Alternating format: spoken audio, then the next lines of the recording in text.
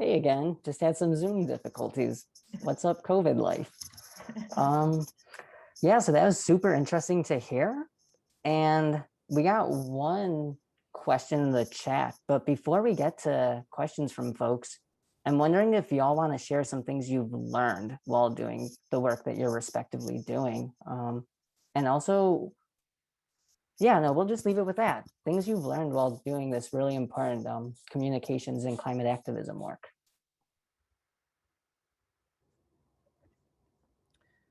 I'll just jump in, Dr. Wendi, just because my mic's on, and then I'll pass it to you. But in my time, hearing from folks, communities and scholars and elders and knowledge holders and, experts in all different ways, one conversation that I had with actually an Anishinaabe philosopher, Kyle Powys White, one of the things that he said in an interview is, and he's often a part of these kind of climate panels, and a part of like climate reports as this Indigenous voice.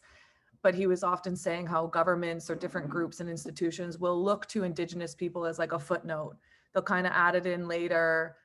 They're not engaging in, consultation, obviously, for a lot of projects along the whole way.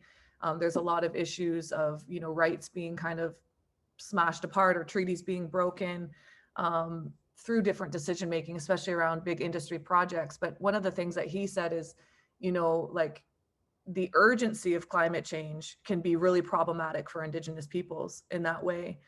Because the way that our communities, our ancestors, our peoples dealt with, because there was always shifting climate, shifting seasons, changes, need to adapt, need to move, need to, do different things. That took first of all, our legal systems in many ways, our laws and values that governed people. It took our relationship to the natural world, the supernatural world even, and that requires a certain amount of respect and reciprocity. Like, what are some of those values that we see in many different Indigenous peoples or ancient cultures across the world? And that takes time, and it takes coordination. Like even looking at how our relatives, bird populations, animal populations are able to organize themselves to deal with climate as well. It takes a certain type of coordination. If we're running around, kind of honking a horn, waving a siren, saying we need to do this now, we need to find this Band-Aid solution, as many environmentalists, are often doing, because maybe they're not being led by the original stewards of the land, folks who've known their territories and lands and the laws of the land for generations and generations, then we're not going to actually find sustainable solutions. So that conversation that I had, and that turned into an article, so I can share that as well, that really stuck with me, and that really kind of governed a lot of the work that I tried to do with amplifying some of these stories. Of course, taking the time to really hear people, taking the time to share, their stories and what they're saying, their laws, their values, that have been around for so long, and not rushing that process, and also realizing like it's not just about finding the climate solutions, it's also about changing, people's ideas. It's about educating, and that could be a much slower process, but staying committed to that. Like if we were all governed by Indigenous laws in so-called North America, we wouldn't be having these mass industrial exploitative projects. We wouldn't be having maybe even, the ongoing pandemic that we're living in, right? So I shared an article as well with National Observer when the pandemic really hit, because I was living in Brazil for the last year. I got back in September. And, one of the things that I was hearing from some of the folks there, the Indigenous leadership there, was, COVID-19 is telling the world what Indigenous peoples have been saying for thousands of years, right? So really taking this time to stop and think about, what is that? So, I'll just leave that there and pass it on to Wendi, and share a couple of those articles mentioned in the chat. Yeah, I think in my own work, I sometimes get asked like, well, how long did the game take to make? And there's like 4 different answers depending on if you mean when did the programming start, or do you mean like when did we get funded, or do you mean when did the concepting start? Um, there's sort of a bias against using games in education for a couple reasons in my community.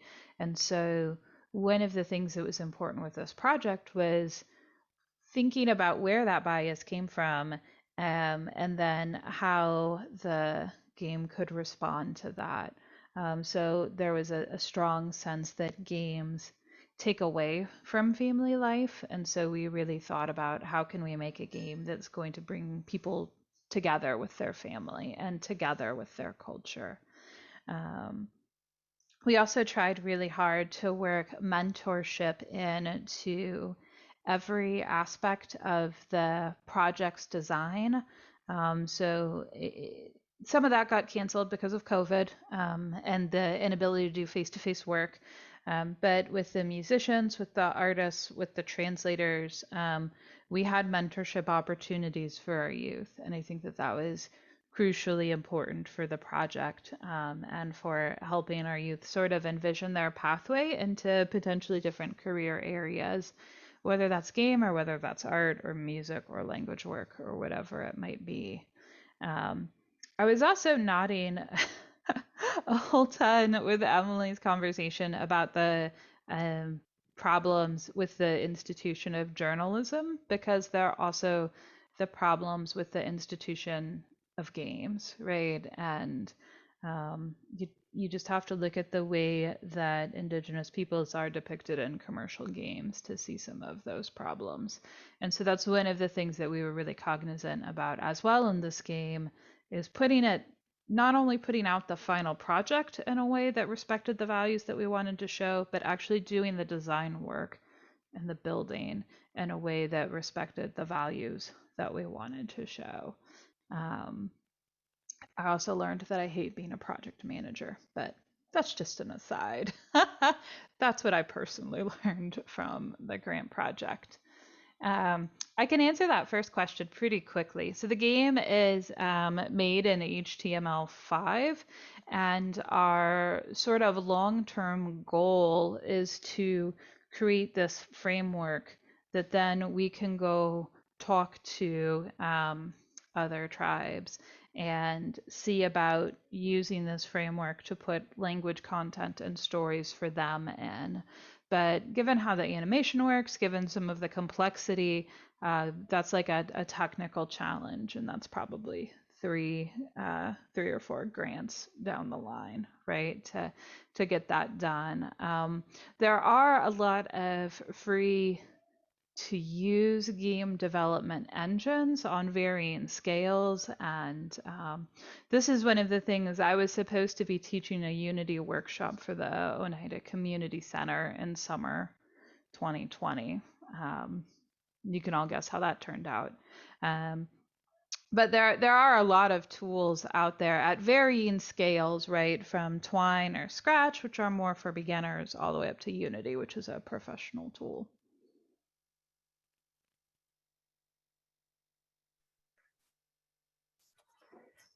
So that was really fascinating to hear from both of y'all. And personally, I have so many questions for each of you. But something that I noticed that both of y'all brought up was, these colonial perceptions and like umbrella structures of oppression that y'all have both seen in your respective fields of game making and journalism. So I'm wondering if y'all can share about like how you've worked through that, worked around it. Any recommendations that y'all can share with other folks? Or yeah, any experiences that stick out to you? Yeah, I'll jump in here and I'll answer Melanie's question at the same time. Melanie's asking about, whether I send full stories to people, which is like a big no-no in journalism. Like, you don't do that.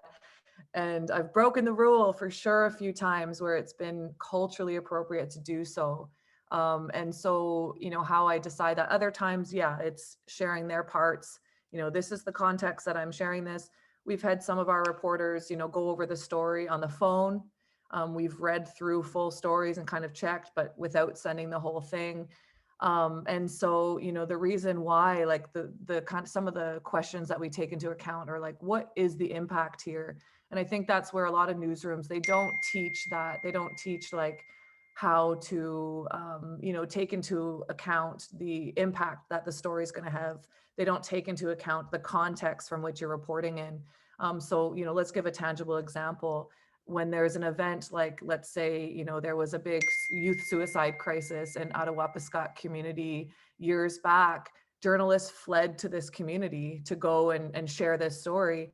And, there wasn't this value in journalism of accountability in the same way that there is objectivity, which is an entirely different question, right? Looking at objectivity is a Western scientific notion that you can have a view from nowhere, which is actually impossible. Like, it doesn't take a philosopher to understand that we're all educated in education systems, right? And we're all socialized in our societies, and we all have our own unbiases from our families and from the context that we're coming from. So we all bring that into our work. It's not like a white male can be objective and everybody else is an advocacy journalist because you have lived experiences, right? So, but I'll leave that for a minute. I often talk about objectivity, and I'll share an article where I did interview some Indigenous journalists who kind of speak into this as well.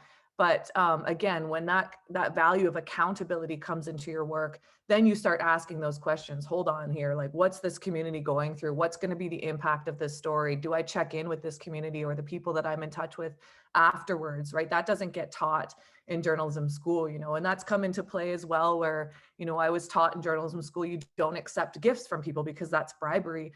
But in some spaces that's protocol.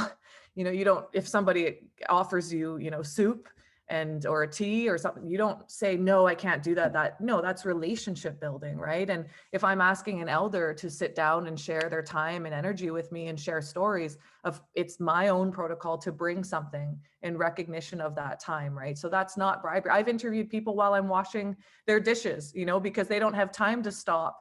And, they run maybe like a cafe, and I'm interviewing them and I'm helping out. Like, it would feel wrong not to. So I think it's context by context for sure. And everyone has a different way of doing it. But yeah, there have been times when I've shared the full story because there's just been so much weight on this story, and there's so much surrounding it, and there's so much racism, for example, around the specific issue that we really couldn't afford to get it wrong. And so I often talk about not just fact checking, but also culture checking. Like, sometimes we need to go back and say, did I hear you correctly? Because I'm not a Secwepemc person, for example, I'm a Métis person, or I'm not Heiltsuk. So I don't understand if I, misrepresented this in a way. So we'll go over specific sections. And I think that's really important. Because a lot of the time, as we know, journalists get it wrong and there's no accountability. It doesn't matter, like someone might make a phone call afterwards and be like, yeah, that wasn't quite it. But so there's that. And there's a lot of other ways of like kind of decolonizing, indigenizing as well. And one of the things that I try and do is decenter the gaze, which sounds really kind of philosophical, but a lot of the times our stories are kind of centered around colonial laws, for example. So if there's a court case that's happening and a nation is like filing this injunction or something's happening, we center like our gaze on this colonial system and these colonial laws and how are Indigenous people engaging. They become periphery. So how can we center the gaze on the Indigenous laws at play, which are actually many times much older, and then look at how the interplay between the colonial laws and colonial systems. And again, how is that going to shift the consciousness of the mass population who all of a sudden starts to say, oh, wait a minute, like this isn't lawless land, no man's land, crown land. Like there have been laws that are existing and that continue to exist and interact with colonial laws, Canada's laws as well. And how does that change people's perceptions of, many times self-governing nations, right? And in Canada, we have different legal landscape, from coast to coast to coast, where, the treaty making process kind of got stopped at the Rocky Mountains. And there's very few nations in the West Coast that have treaty with Canada. Some have gone through, the newer treaty process and others haven't. So you're in this legal area of unceded territories. Folks will say, well, you signed treaty. I never signed treaty, right? So what does that mean when a big project wants to come through? What does that consultation and accommodation process look like, and how are nations engaging that in a different way? So because there's such little education in our education systems around these things, I think it's journalists' role to try and fill in some of those blanks and add some of that context as we continue to hope that we have more accurate information in our schools as well. But yeah, there's a lot of examples of how like decolonizing journalism comes into play. So happy to talk, but thanks, Melanie, for your question. Yeah, I love what Emilee said about the distinction between fact checking and culture checking. I feel like the games industry is just now getting to the place where they sort of recognize commercially that maybe we ought to be doing fact checking. So if you look at the history of commercial games, it's a lot of chief, knight, hawk, wolf, eagle, something, who is a leader of an unnamed tribe, so that then we don't have to worry about accuracy or representation or anything. Um, some of that is changing, I think, as a lot of big game companies are gradually getting aware of the fact that there are real people that their representations have real negative impacts on. And I think that as there's more call, we'll see more of that. But they're still doing mostly fact checking. So I like to point to Assassin's Creed 3, which had a Ginigaha main character and actually used some Ginigaha language in the game, which is pretty cool, and got a consultant. But at the end of the day, they're not telling a story that embodies Ginigaha values. They're telling an Assassin's Creed story that happens to have a Ginigaha character in it. And so again, that's better than Chief Eagle Night Moon, whatever. But it is that fact checking that Emilee's talking about. And I don't really think that the games industry at the commercial level is doing culture checking or is even really interested in culture checking.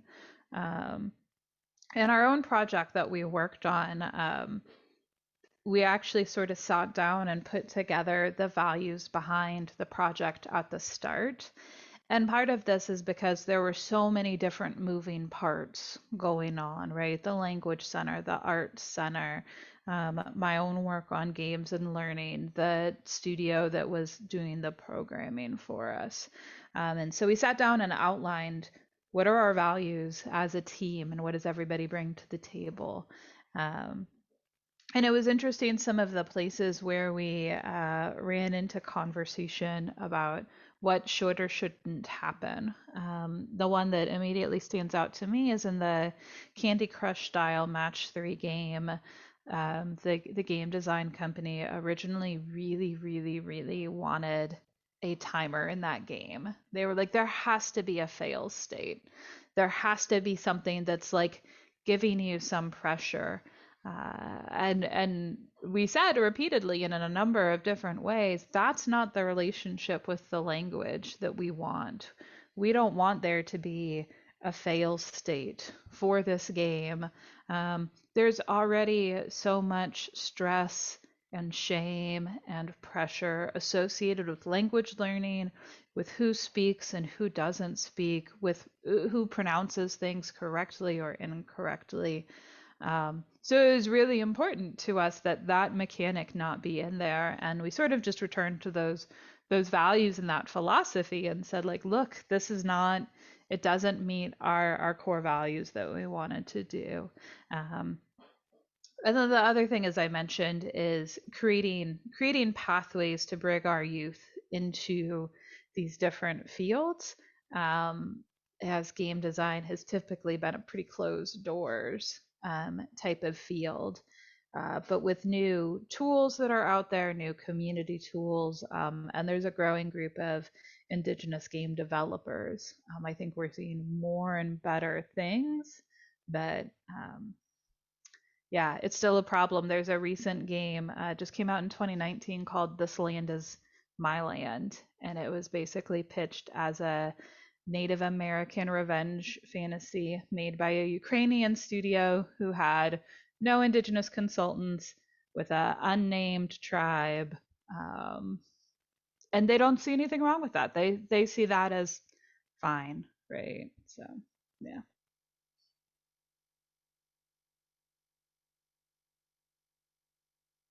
Wow, that's quite the note to end on.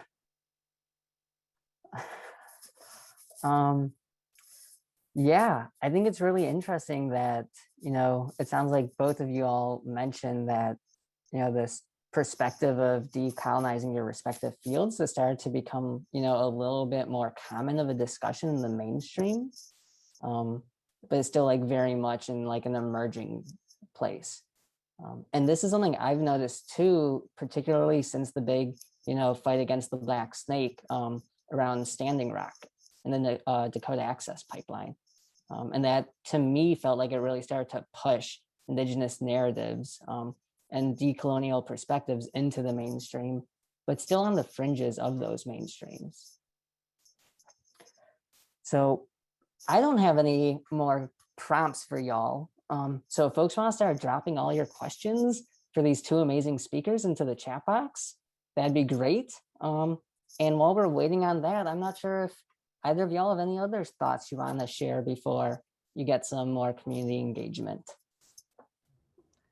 I'm so happy if people share their questions. I'd love to get some questions, but just on what you were saying, Wendi, I find that so interesting, like the work that you're doing within the gaming industry, even what you were mentioning around, not having this like fail-safe option. I'm not sure if that's the way you framed it, but just thinking about how those little and big decisions in creating games and creating the experience of a game can actually do so much work for folks. And I'm wondering, like, if you have, do you find that in the games that you're creating, there's this option to kind of keep encouraging folks to find more solutions or to think through more solutions? Because I think sometimes in the, real world, even though it's like, we could really question that, we have such a limited imagination sometimes. So do you find that you're doing some of that work that is really fostering folks' imagination to keep thinking outside the box and keep thinking, like leaning back to old stories and that sort of thing? Yeah, I've been trying to brainstorm specifically around the Thanksgiving address. At the end of the day, the Thanksgiving address it's defining creation as a system. And it's a system in which all of these different pieces have an important role to play. And games do systems really well, and they do relationships really well. So, I don't know, this will go on a tangent. So there's a genre of games that's basically about colonialism, right? Turn-based strategy games, Age of Empires, where you come in and you expand and you exploit resources and you kick other people off the land. And I've been thinking about what would it look like and those are the mechanics. So that's a good example of like the fact checking versus the culture checking. They have a Iroquois civilization in one of the games, and they got the words right, and they got long houses in there, and they got our clothing right, but it's just not the culture. So you checked those facts, but you can't line it up right like that. But I've been thinking about, like, what would it mean if you made a game like that, but the way that your civilization progressed was by maintaining reciprocity with your natural environment, by expanding sustainably when you expanded, by maintaining your community cohesion and whatever that might mean. And I think that there are lots of cool opportunities. Beth Lepense's When Rivers Were Trails is a really cool, it's a sort of a reimagining of Oregon Trail, but from an Anishinaabe perspective, right? And I think that that's a great example of thinking about how you can take traditional game mechanics and flip them on their head so that now they're showing our values and our ideals instead of colonial values and ideals, which is what most of them do. So interesting. I can't wait to chat more about that. I see, Noah, there's a couple questions. I'll answer the one addressed specifically to me, and then maybe we could swing around to Kelsey's question. But Jill's asking if our stories at IndigiNews and probably National Observer are picked up by mainstream news. So the way that in 2018, Canada's federal government announced $60 million to go towards independent media over the next 5 years, I think it was. And that a large chunk of that went to something called Heritage. As you know, it goes to this organization, gets trickled down, la, la, la.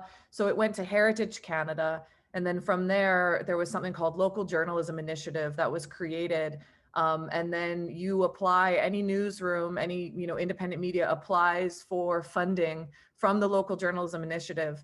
And there's, you know, some strict criteria around what those applications should look like and who would get, you know, chosen. And there's some, you know, there's some critique to be had as well around, well, who is that panel of judges that's deciding effectively what is media and how diverse is that panel? And you can imagine it's not as diverse as perhaps we would like.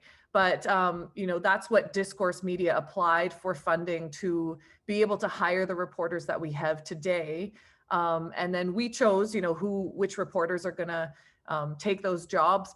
And, you know, we were very fortunate that they ended up being women and, you know, non-gender binary folks that we ended up finding for those positions.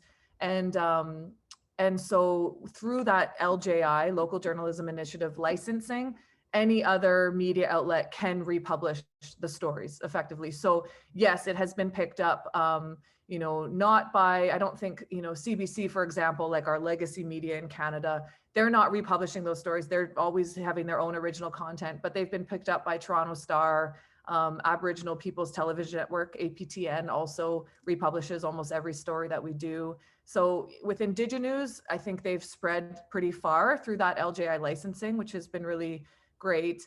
And then, you know, National Observer, I think, you know, National Observer it wouldn't be considered mainstream, but it's right up there. You know, they do have a pretty wide audience, and also an audience that, you know, probably wasn't used to having the kinds of climate stories. They are like a climate focused newspaper themselves, but they weren't always centered around Indigenous voices and looking at, you know, Indigenous led conservation and, you know, land use plans and tribal parks and all of these ways that we have of thinking about conservation that are actually very old, and that are just being kind of molded or shapeshifted into these newer terms and the ways that we understand, you know, conservation. So yeah, I hope that there is, you know, quite a bit of reach, and I think with enough people doing it across, you know, the country, that there are more and more shifts. But for sure, after the Truth and Reconciliation Commission came out in Canada, there was a better mandate for media to be able to have more fair, accurate representation. Like, that's the other thing I tell people. It's not advocacy. Like, journalists are meant to tell the truth and they're meant to be accurate. So actually, we're just raising that standard of what that is, right? Let's tell the truth and be accurate, which isn't this watered down, oversimplified, exotified version of people that the media has been allowed to present for so long. So yeah, I'll just leave that there.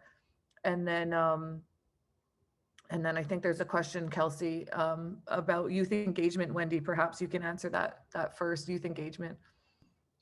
Yeah, I mean, the commercial games industry in North America is overwhelmingly white and overwhelmingly male. I want to say something like 85% male at the last GDC State of the Field summary. And I think that there are a lot of reasons that bad representation happens, but there's no doubt that one of them is the people in the room, right? And so, yeah, yes, and particularly white male, like it's very much a particular perspective, and there's so much research on what the industry believes about the audience versus who the audience is. So the industry believes that their audience is other white men, but you know, tons of research shows that the majority of the population owns a gaming console or plays games on their phone, right? So gaming is not a white male activity, but all of the creators, or the majority of the creators, particularly in North America, are white men. And so I think that often our youth don't envision, even if they are gamers, they don't envision themselves in the field. And like that's sad, that's a problem. And so as part of my grant work, one of the things that I've been really eager about is to create workshops and create pathways and do mentorships, and provide opportunities that maybe they just lead to a more critically aware, more vocal, more engaged audience. And that would still be awesome, right? But I think that getting our youth involved in gaming would be fantastic. And it might not be in the commercial games industry, because that's also just a toxic place. But as I've mentioned, and I shared some links, there are a ton, there's a growing Indigenous game developers organization working through grant funded projects, working through indie projects, and doing really cool and awesome stuff, that's out there. And so that's sort of a alternate path. And, some of these things are getting mainstream dissemination and recognition. So it's not to say that an indie path is a limited audience. But yeah, I just think that it's absolutely crucial to try to get youth engaged and involved in these projects and create those pipelines so that we're involving everyone from the elders and the knowledge keepers, down to the kids play testing, and creating a pipeline for students to see themselves in these roles.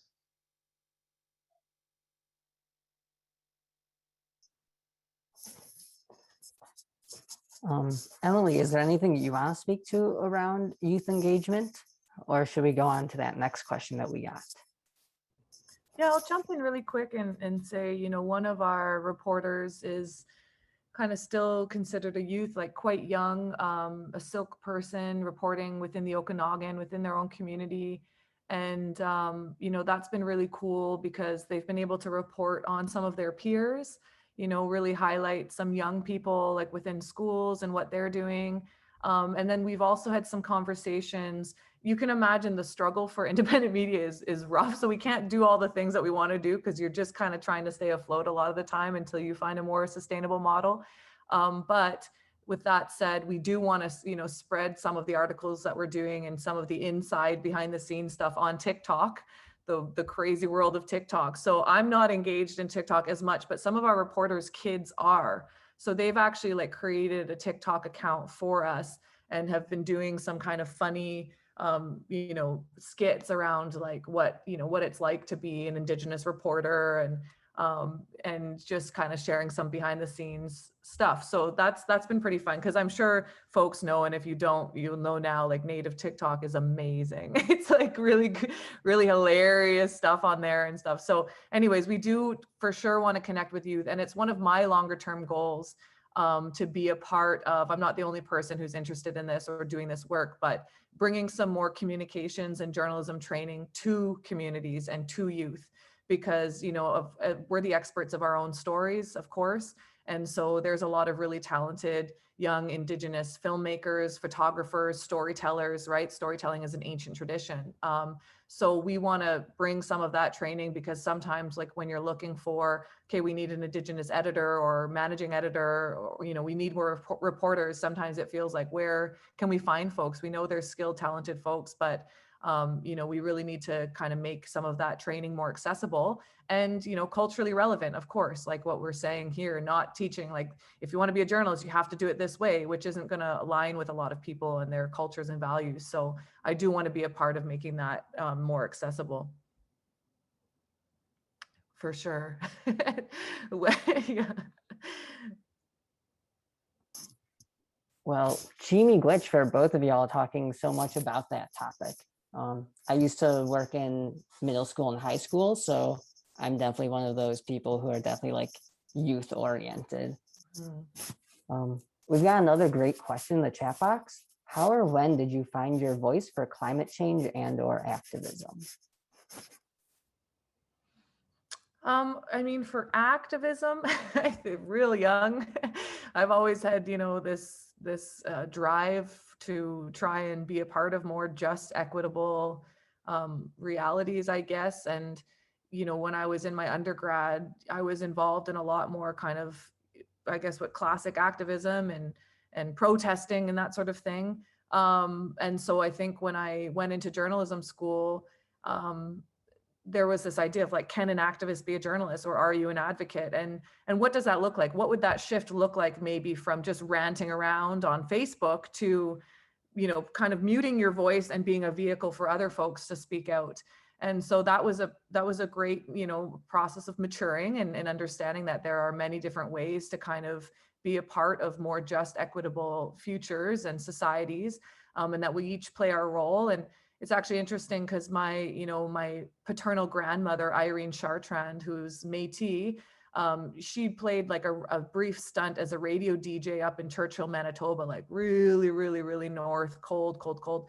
And you've got this picture of her covered in her furs and just like doing this radio show. And I can imagine even her, in 1953, it would have been, was a loud, kind of outspoken, tall woman. So I think I've inherited that, thankfully, in many different ways.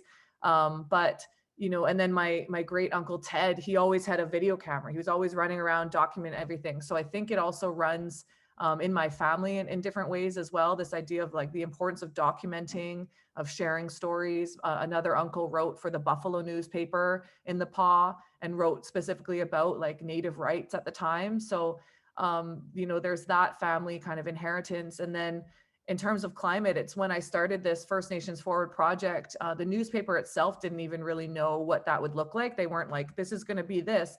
But I realized through building relationships that it really was about amplifying these solutions, these very tangible solutions to environmental conservation, which look like, as I mentioned, land use plans, tribal parks programs, marine-led, Indigenous-led marine response. We have something called Indigenous Guardians in many different communities on the West Coast. So these are really great Indigenous-led solutions. So I just got so passionate on that and realized like there are so many solutions to our climate crisis, and a lot of them are Indigenous-led. So let's talk about that instead of just constantly talking about the problem. So that's kind of what I realized was my beat. And then when I was asked to take this, role as managing editor, I've definitely switched things up a bit and trying to empower other journalists to tell their stories. But I do think that I'm the most passionate about Indigenous-led conservation, and that I'll probably constantly be returning to that and uplifting those stories because it's so needed. And I think this last year has really amplified that for everyone. Yeah, I think I've always been a gamer. My parents always had game consoles around, and it was a thing that we did as a family. And so I have a lot of like really positive associations with gaming from growing up with my parents playing games with me, playing games with my sisters. And then kind of slowly I started seeing all the negative aspects of games and gaming culture. One of the ones that stands out to me from when I was young was like on the playground, some kids and I were gonna play Legend of Zelda, and I wanted to be Link, and they wouldn't let me be Link because I was a girl. I had to be Zelda, and I was like, but Zelda's boring. She doesn't do anything. She just sits here and waits. I want to be the one that gets to do stuff. And as a kid on the playground, I wasn't critical about like, wait, sexism, you know. But I think, as I got older, and particularly as I started approaching my studies, I kind of had this question about, how do I take this thing that I've loved, that's been a positive experience for me and a really generative and a building relationships experience for me, and rectify it with all the things that are wrong with it. And, that's not even to get into like the environmental impact of making an Xbox, which is terrible. And so, some of that then was like coming back to culture and coming back to thinking about, well, if we strip away the culture that's in the games now, what can we envision for a different path? What can we envision for another way to do these things? And so, like, obviously, I still love commercial games, even though they're very problematic. And I constantly joke about how we can't have a horror game that doesn't have a Wendigo in it for some reason, and like a terrible representation of one at that. But But I think that a lot of my work came from really thinking critically about something that had always been a positive experience for me, but more and more I was recognizing had these very negative impacts in a variety of ways, and wanting to find a way to intervene and do something positive in that space rather than just wash my hands of it and say, well, it's trash, so let's just not deal with it.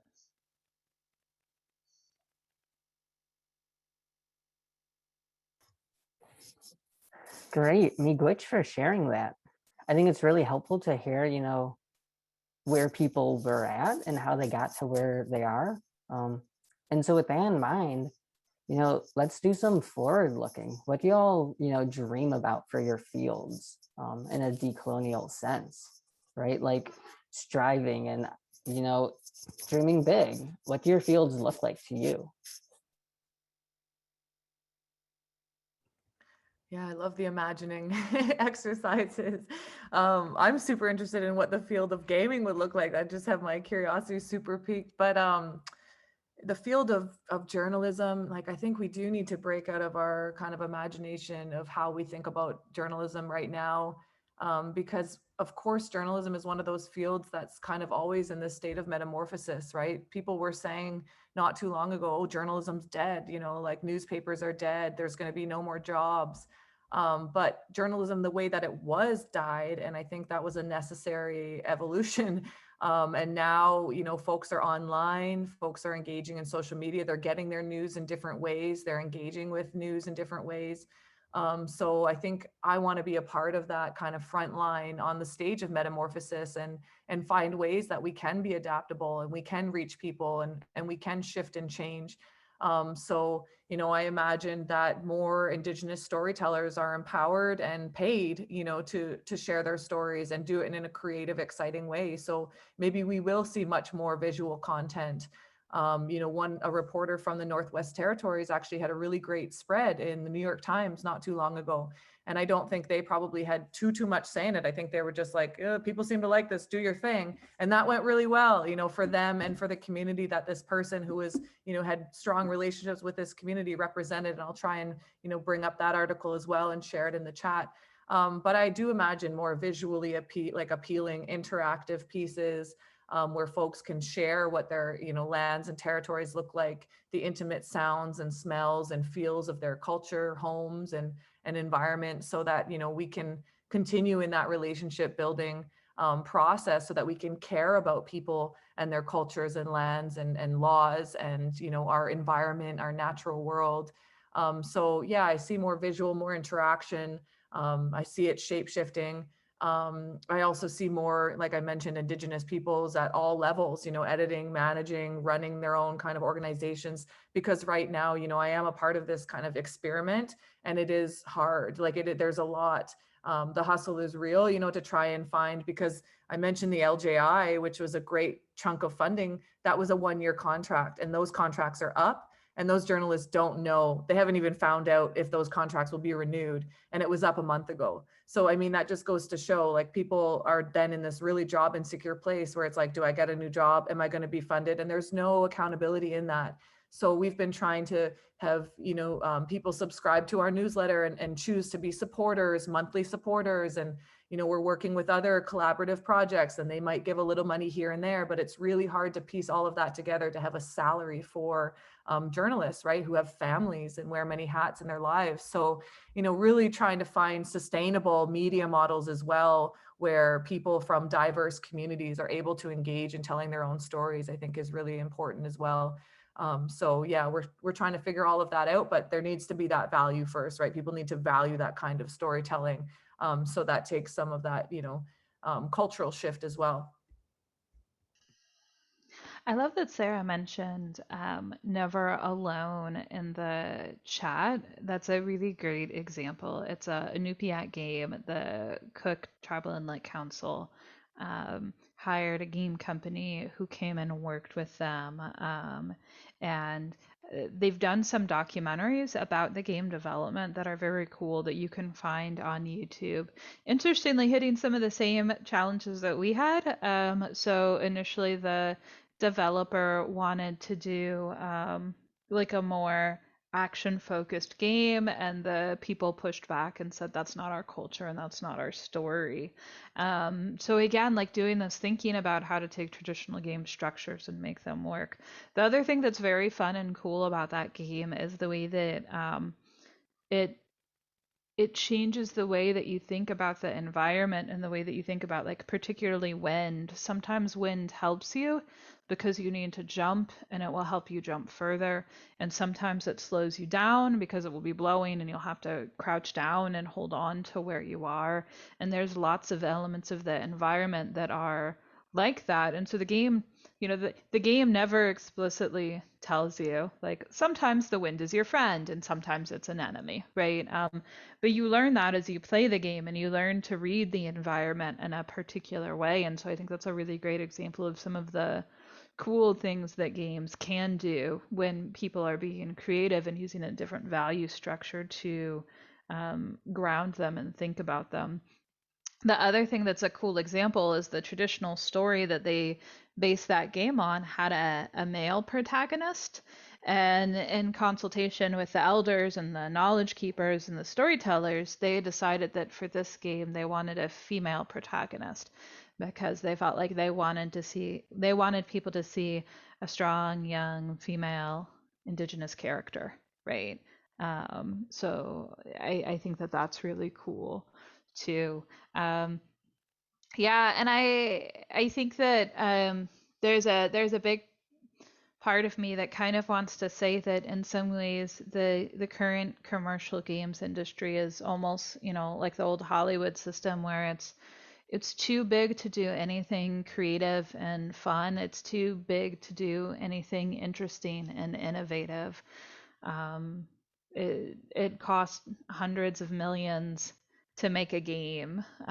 So they keep making the same Call of Duty game, the same, Madden football game, because they know that that's going to sell and they're going to get their budget back. And that's all that matters. But I'm really excited by the indie game scene. And I think, like Sarah pointed out, that game won awards and it got a lot of publicity. It was very um, widely regarded and well known when it came out in 2016. So I think that it shows that there is the possibility for games that are made by smaller teams that are more inventive, that are more creative, that take a different approach to the environment and our relationship with it. There's a space for those that can be really profound and powerful. So some of the same issues that Emilee was mentioning with indie journalism, it's indie gaming, right? It took $100,000 to make that first game, A Strong Fire, that we made. We're now going for $400,000, but who knows if we'll get it or not. We can't promise work to anybody until we have it.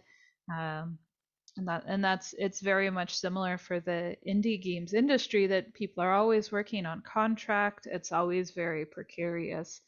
And I think, like Emilee said, the more that we put support behind these things, the more that we show they're valued, the more that will be a possibility. But I also kind of am really hesitant on market logics as the thing that we need to make it work, right? And and and more consumers being the answer, because I think that leads us down a dangerous path that might end us right at the place where commercial games are now, and that's not where we want to be at all.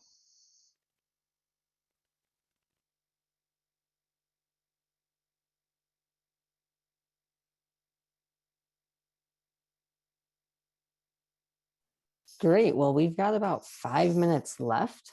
I'm wondering if anyone else has any other questions they want to share, or if we should just hear some closing statements from our speakers.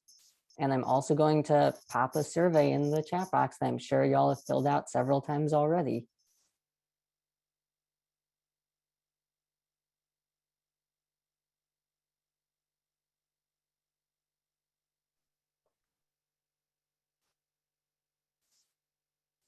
Well, not seeing any immediate questions, do y'all want to share some closing thoughts?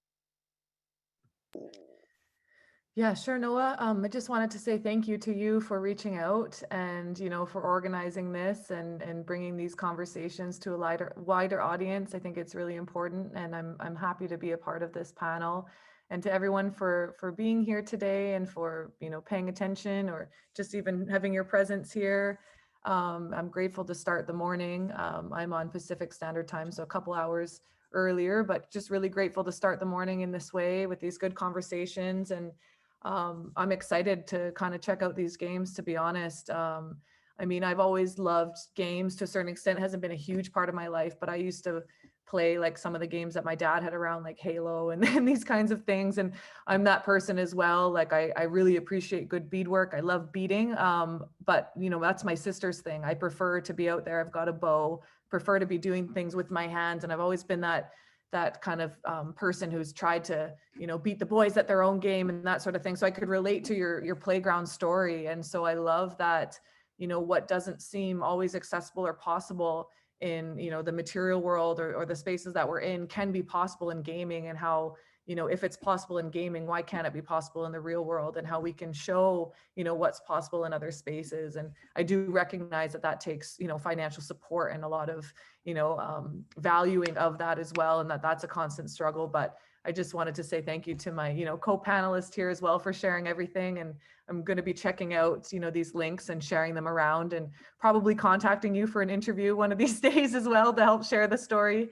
But yeah, I just wanted to give thanks and encourage folks to check out the links that I shared, and, follow IndigiNews, and you can feel free to subscribe for the newsletter. It's free. And I just kind of type some thoughts every week and share what we're up to. But yeah, and just finding ways to support other folks who are doing this kind of work.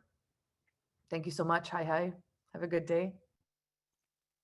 Yeah, same. Yeah, we'll go for the invitation to be here. Yeah, we'll go for everybody that came and hung out and listened to us. And I've also, it's just been so interesting. I'm obviously, as an academic, as a designer, very focused in my own field. And so to hear like all of the struggles that we are having and the problems that we are having reflected, it's both disheartening because it's sad that these problems are everywhere, but it also makes me kind of hopeful that in all of these different areas, we're doing similar work guided by similar principles. And I think it suggests that better things hopefully are on the horizon in all of these fields. So it's both frustrating to see it somewhere else as well, but exciting to see people doing similar types of work. Yeah. Great. Well, again, a big chimi gwitch to both of you all for joining us and sharing, a little bit of your very, intense knowledge and experiences. Also, chimi gwitch to everyone behind the scenes, Kelsey and Sarah, everyone else on the planning team, and of course, all of the participants who, without y'all, we would just be talking into the void together, which personally I think would still be interesting because this was fascinating, but the more the merrier. So again, that survey for the session is in the chat box. And again, Chimi Gwitch for coming in, participating, and being a part of it. Thank you.